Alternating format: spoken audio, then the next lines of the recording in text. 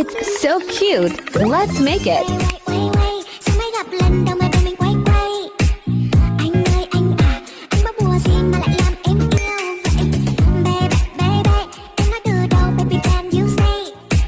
Mai đi coi ngày, xem cái ngày nào thì nhà mình đóng con vậy. Nói như một câu nói có thể khiến anh vui. Sẽ suốt ngày luôn nói không ngừng để anh cười.